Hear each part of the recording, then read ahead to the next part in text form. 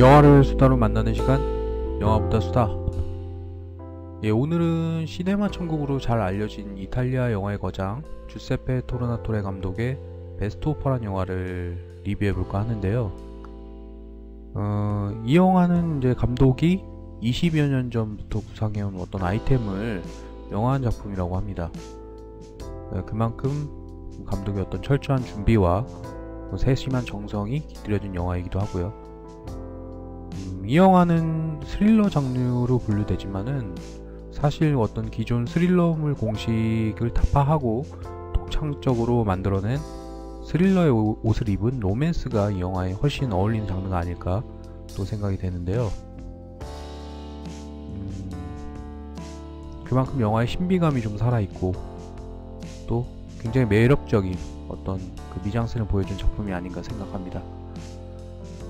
베스트 오퍼는 또 주세페 감독과 세계 음악 감독 엔니오 모리코레의 만남으로도 유명한데, 이 이탈리아가 낳은 두 거장, 이 세계 콤비가 또 어떤 매혹적인 명작을 탄생시켰을지 팬으로서 상당히 기대가 되는 부분이기도 하고요.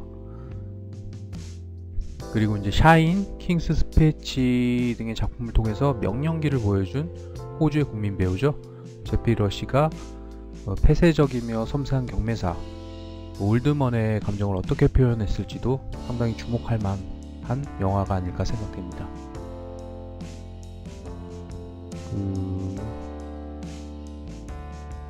그리고 영화 안에서 짧은 시간 안에 엄청난 예술품들이 거래되는 긴장감 넘치는 어떤 경매장, 그 현장감에 노련한 연륜과 카리스마로 그곳을 장악해버리는 제프리 러시의 연기를 보는 것도 영화의 또 다른 재미라고 할 수 있죠. 사실 이 영화를 보기 전에 사실 편견을 좀 가졌어요, 저는. 근데 그 편견을 가진 저를 좀 반성하게 만드는 영화였습니다. 이탈리아 감독이 만든 영화의 정서가 상당히 지루하고 어려울 거라는 편견을 가졌는데요. 하지만 그 거장의 타이틀은 역시 허울이 없었죠. 이토록 멋지고 재미있고 우아하게 자신의 생각을 풀어낸 그 감독이 정말 대단하다고 생각이 들었습니다.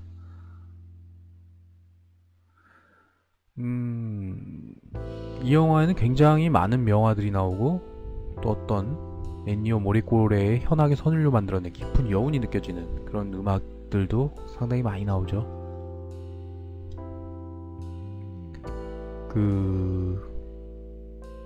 이런 많은 명화들로 인해서 어떤 스크린의 어떤 미장센이 상당히 깊어지는 그런 효과를 또 연출을 하고요. 그리고 거장, 그 영화 음악의 거장 엔니오 모리코레가 선사하는 그 현악의 음악 자체가 그게 흐름에 따른 어떤 올드먼의 심리 변화를 완벽하고 클래시컬하게 표현하는 것 같아요. 이런 어떤 깊이 있는 미장센과 그 음악의 어떤 조화는 그 영화를 완벽한 예술로 승화시키고 있다고 개인적으로 생각이 들었습니다. 그 현악기를 이용해서 음악이 흘러나오는 어떤 인상적인 오프닝, 오프닝 하나만으로 어떤 영화의 전체적인 분위기가 또 설명이 되고요. 그리고 이제 이어지는 올드먼이 혼자 식사를 하는 장면은 그의 성격을 단적으로 잘 보여주죠. 시끌벅적한 고급 레스토랑에서 이질적으로 혼자 식사를 하는 모습은 그가 어떤 주변과 차단된 외로운 인간임을 보여준과 동시에 또 생일이 내일이라는 이유로 식당에서 특별히 제공한 어떤 생일 케이크를 끝까지 먹지 않는 모습, 이런 것들은 그가 굉장히 철두철미하고 깐깐한 인간이라는 것을 바로 보여줍니다. 이 감독은 이처럼 이렇게 짧은 오프닝에서 전반적인 영화의 배경과 어떤 인물의 성격을 정말 쉽고 우아하게 표현해내는 것 같습니다. 그 영화 주인공이 어떤 버질 올드먼의 삶을 들여다보면요, 이제 그는 예술품의 경매와 감정 분야에서 상당히 이름이 알려진 권위자로 나오죠. 예술품을 감정하는 어떤 까다롭고 세심하고 정확한 눈은 사람들이 그를 추앙하게 만드는 그의 파워이자 그만의 자부심입니다. 그는 이제 직업상의 이유라기에 너무 오버스러울 정도로 언제 어디서나 장갑을 착용하고 다니는데요. 이는 이제 그가 주변을 경계하고 굉장히 차단하고 있음을 보여주는 수단으로 작용하죠. 그리고 그가 이제 유명인이지만은 외부에 노출되는 것을 굉장히 꺼려하고 혼자만의 삶이 편하고 익숙해진 지 오래죠. 그 삶 자체가. 이제 그런 그에게도 유일하게 사랑하는 것이 있었는데 바로 이제 그가 평생 동안 거의 수집해온 여인들이 그려진 어떤 진품 명화들, 그런 것들은 굉장히 그가 이제 유일하게 영화 내에서 사랑하는 그는 이제 오직 그 장갑도 이게 외부와 차단되는 어떤 수단으로 작용한 그 장갑도 그 명화들을 만질 때는 벗고 조심스레 이제 그녀들을 피부로 느끼고 정말 이런 것들 자체가 그 명화들을 정말 사랑하고 그것들만을 진심으로 대하고 있다는 그의 마음을 단적으로 보여주는 것 같아요. 그는 현실하고 사랑 따위는 접어둔 채, 현실의 사랑 그런 것들은 접어둔 채 어떤 순수한 명화 속 여인들과 동침을 했고 그의 인생은 어느덧 황혼기에 접어들고 있었습니다. 그리고 그녀가 나타나죠.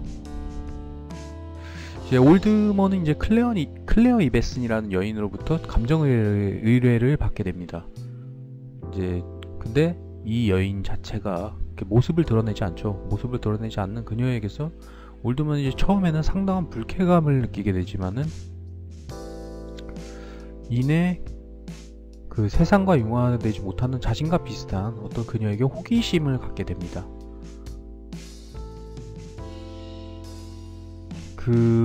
그리고 이제 영화가 진행되면서 세상 밖으로 나올 수 없게 되는 그녀를 알게 되고 그 호기심이 사랑으로 발전하게 되죠. 그리고 이제 마침내 그녀를 훔쳐보다가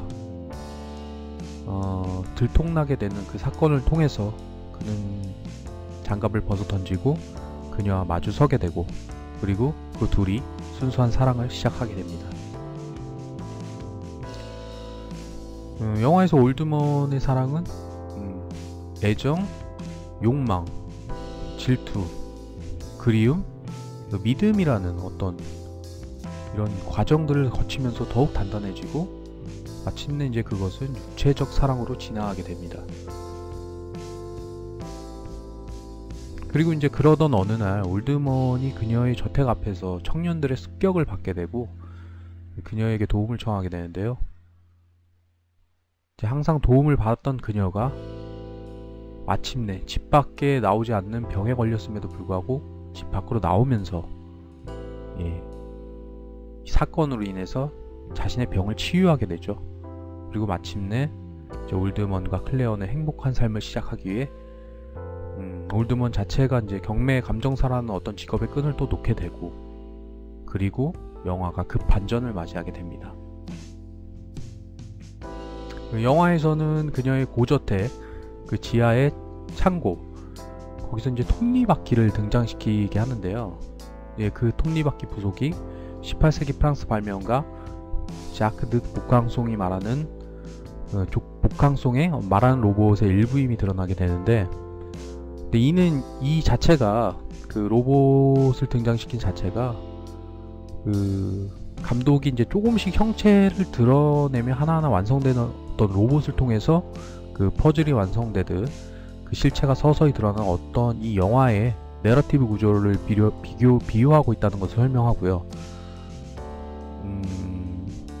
그리고 로봇에 관한 대화에서 나오는 앨런 포의 멜첼의 체스 기사를 인용하는 장면에서 그 인형을 조작하는 난쟁이의 속임수라는 이 영화를 관통하는 복선이 담겨 있죠.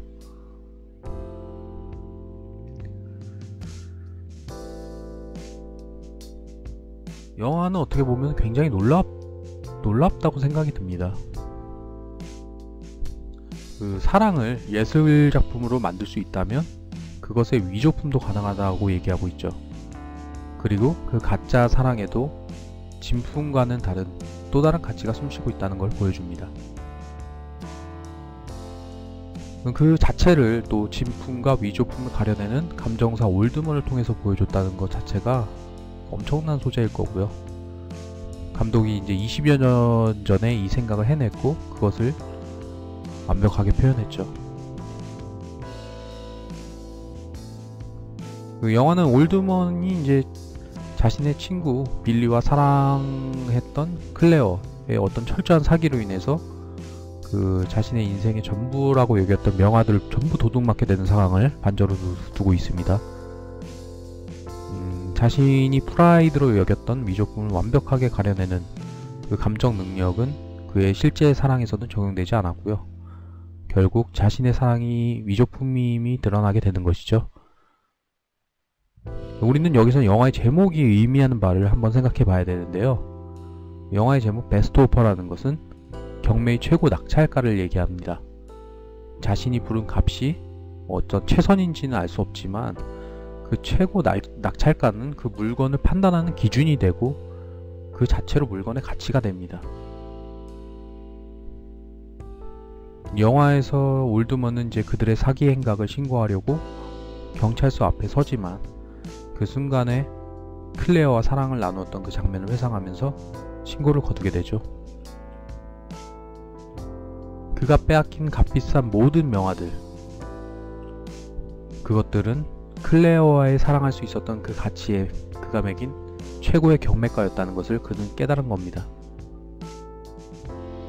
그와 클레어의 사랑은 비록 위조품이었지만 그에게 그 사랑은 어떤 진품보다 높은 가치를 지니고 있었죠. 결국 시간이 흐르고 그는 예전 그녀가 언급했던 프라하의 밤과 낮이라는 레스토랑을 찾아갑니다. 그리고 톱니바퀴가 돌아가는 시계 아래서 처음과 같이 여전히 혼자 식사를 하게 됩니다. 하지만 그는 이전의 자신과는 달리 이제 기다릴 사람이 있습니다. 삶의 늙음악에서 진정한 사랑이라는 감정을 찾아준 사람 말이죠.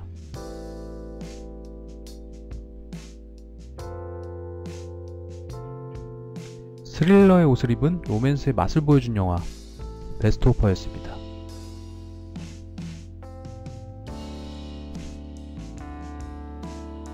영화를 수다로 만나는 시간, 영화보다 수다였습니다.